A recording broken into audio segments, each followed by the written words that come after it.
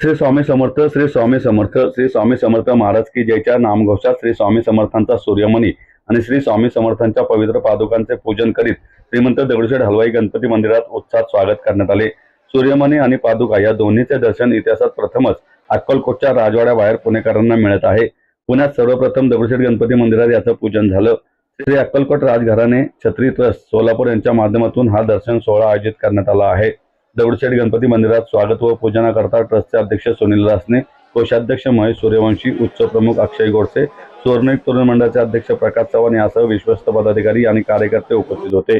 यावेळी अक्कलकोटचे राजे श्रीमंत मालोजी राजे संयुक्तराजे भोसले यांचा ट्रस्टतर्फे सन्मान देखील करण्यात आला। श्री स्वामी समर्थ सूर्यमणी व पादुका दर्शन सोहळा 17 व 18 मार्च 2026 रोजी सायंकाळी 5 ते रात्री 10 आणि 19 मार्च रोजी सकाळी 8 ते रात्री 10 या वेळात एरंडवणे डीपी रस्त्यावरील सिद्धी साज बँकवेट येथे संपन्न होत आहे। या दर्शन सोहळ्याची सुरुवात श्रीमंत दगडूशेठ हलवाई गणपती मंदिरात सूर्यमणी व पादुका बाप्पाच्या दर्शनासाठी आणून झाली। श्री स्वामी समर्थ महाराजांच्या जीवनाशी आणि त्यांच्या अद्भुत लीलांशी संबंधित अनेक पवित्र वस्तू आजही भक्तांच्या श्रद्धेच्या केंद्रस्थानी आहेत।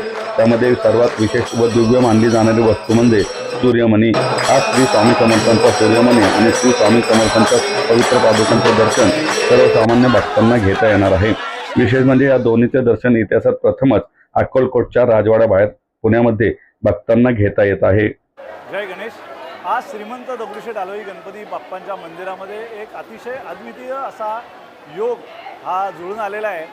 आपल्या सर्वांना कल्पना आहे अक्कलकोटचे श्री स्वामी समर्थ महाराज यांनी स्वतःचा सूर्यमणी जो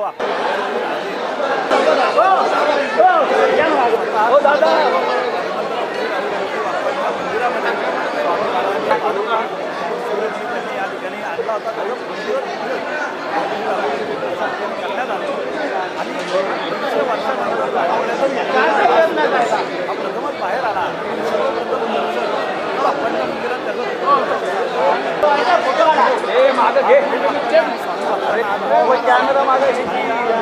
सोहळ्याचं वर्णन करावं तेवढं थोडं आहे। खऱ्या अर्थाने गणपती बाप्पांचे आणि स्वामी समर्थांचे आशीर्वाद या निमित्ताने आम्हा सर्वांना लाभले।